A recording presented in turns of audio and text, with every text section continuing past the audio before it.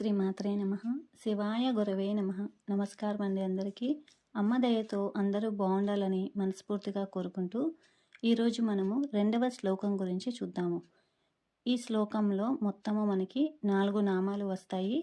ఒక్కొక్క నామం కూడా 8 అక్షరాలు ఉంటాయి అన్నమాట.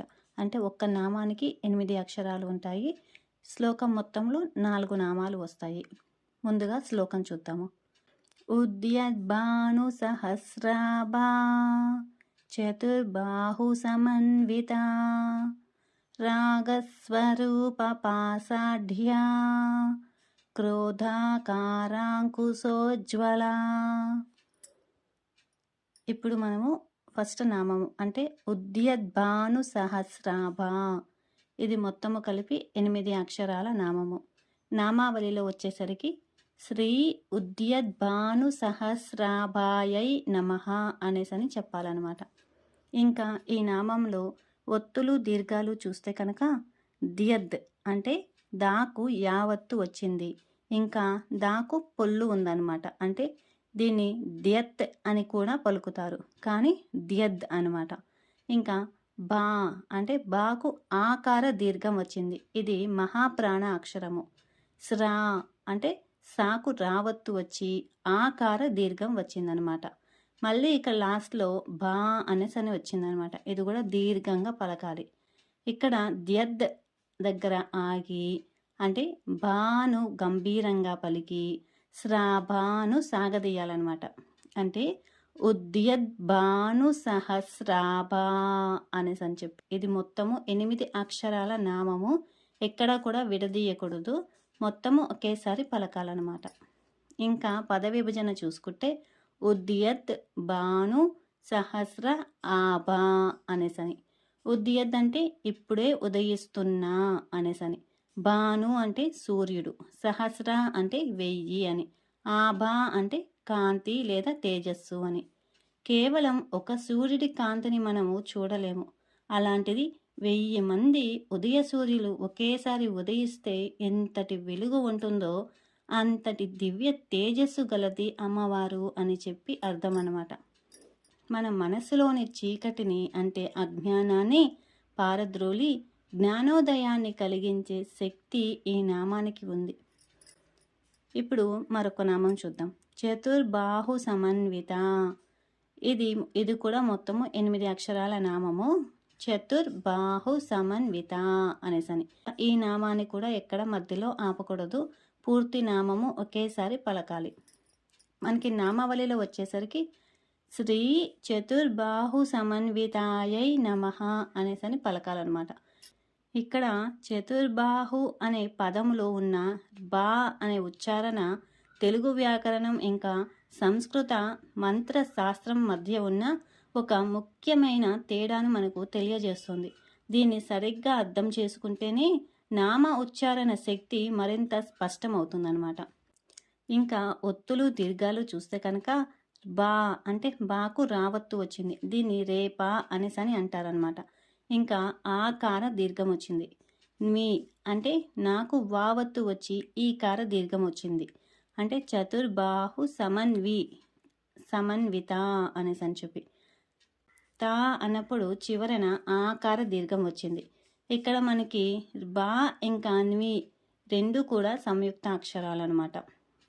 చతుర్ అన్నప్పుడు నాలుక పైన తాకాలి. న్వి అన్నప్పుడు వేగంగా పలకాలి. చతుర్బాహు సమన్విత అనేసి అని చెప్పి. పద విభజన చూసుకుంటే చతుర్ బాహు సమన్విత.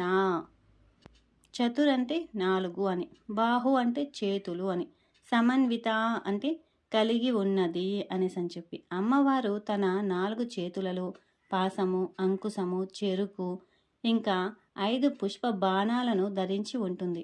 అవి విశ్వంలోని 4 దిశలను, మనలోని 4 అంతఃకరణలు అంటే మనస్సు, బుద్ధి, చిత్తము, అహంకారం వీటన్నిటిని శాసించే శక్తులు అన్నమాట. ఇప్పుడు మరొక నామం చూద్దాం. ఆ నామం తెలుసుకోబోయే ముందు ఇది ఒకసారి చూద్దాము. శ్రీమాత అంటే ఈ సృష్టి మొత్తానికి తల్లి. శ్రీ మహారాజ్ఞి అంటే విశ్వాన్ని పాలించే రాణి అని. శ్రీమతి సింహాసనేశ్వరి అంటే సర్వాధికారము అనేసి అని చెప్పి. చిదగ్నికుండ సంభూత అంటే చైతన్య అగ్ని నుండి ఉద్భవించింది అని. దేవకార్య సముద్యత అంటే దివ్య కార్యానికి సిద్ధమైనది అని. ఉద్యద్భాను సహస్రాభ అంటే 1000 సూర్యుల తేజస్సు గలది. చతుర్బాహు సమన్విత అంటే అమ్మ 4 చేతులు కలిగి ఉన్నది అనేసి అని చెప్పి. ఇప్పుడు మనం తెలుసుకోపోయే నామము ఈ 4 చేతులలో ఉన్న మొదటి ఆయుధం గురించి. అదే రాగస్వరూప పాసాఢ్య. ఇది కూడా 8 అక్షరాల నామము.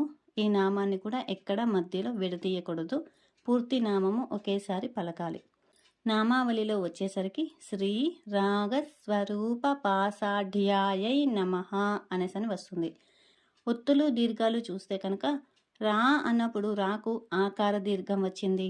స్వ అన్నప్పుడు సాకు వావత్తు వచ్చింది. రు అన్నప్పుడు రాకు ఊకార దీర్ఘం వచ్చింది.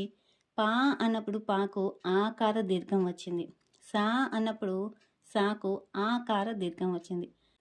ఇంకా ఇక్కడ డియా అన్నప్పుడు డాకు యావత్తు వచ్చింది. ఇంకా ఆకార దీర్ఘం వచ్చింది. ఇది మహాప్రాణ అక్షరము. ధ్యా అన్నప్పుడు గొంతు నుండి ఒక ఒత్తిడిగా ఆ అక్షరం అనేది రావాలన్నమాట. రాగస్వరూప పాసాఢ్యా అనేసి అని చెప్పి. ఇంకా పదవిభజన చూసుకుంటే రాగ స్వరూప పాస ఆఢ్యా అనేసని. రాగ అంటే అనురాగము, కోరిక, ఆకర్షణ అని. స్వరూప అంటే రూపముగా ఉన్నది అనేసని.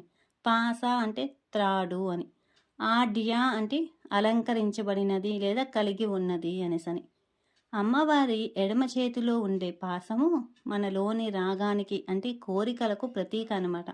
ఈ సృష్టి అంతా ఒకదానితో ఒకటి ముడిపడి ఉండటానికి కారణము అనురాగము.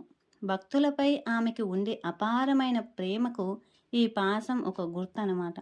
సాధకుడి మనసులోని ఇచ్ఛాశక్తికి ఈ పాసము సంకేతము.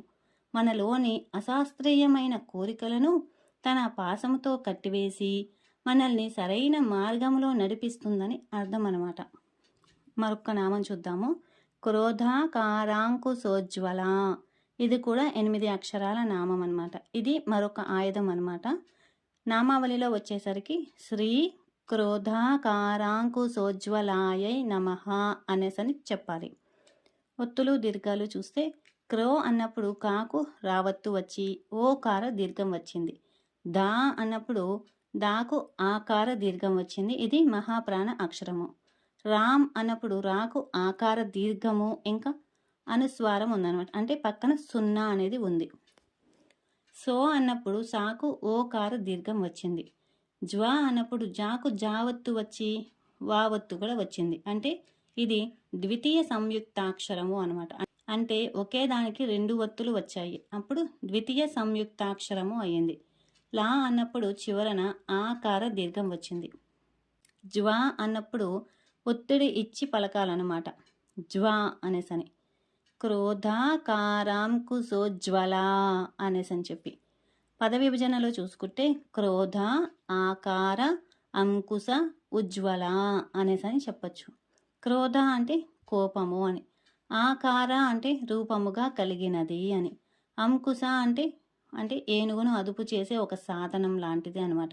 ఉజ్వల అంటే ప్రకాశించేది అని. అమ్మవారి కుడి చేతిలో ఉండే అంకుశము మనలోని క్రోధానికి ప్రతీక అనమాట. ఏనుగును అంకుశం ఎలా అదుపు చేస్తుందో అమ్మవారు కూడా మనలోని అదుపు లేని కోపాన్ని, ద్వేషాన్ని తన జ్ఞానం అనే అంకుశంతో నియంత్రిస్తుందన్నమాట. సాధకుడిలోని జ్ఞానశక్తికి ఈ అంకుశము సంకేతము. మనలోని అరిషడ్వర్గాలను అంటే కామ, క్రోధ, లోభ మొదలైనవి అదుపులో ఉంచుకోవాలని ఈ నామం మనకు తెలియజేస్తుంది. నెక్స్ట్ వీడియోలో మనము 3వ శ్లోకంలో మొదటి నామం గురించి తెలుసుకుందాము. కొత్తగా చూసేవాళ్ళు మన ఛానల్ని సబ్స్క్రైబ్ చేసుకోండి. మీ అభిప్రాయాన్ని కింద కామెంట్ చేయండి. వీడియో నచ్చితే లైక్ చేయండి, నలుగురికి షేర్ చేయండి. శ్రీమాత్రే నమః. శివాయ గురవే నమః. సర్వం శ్రీ లలితార్పణమస్తు.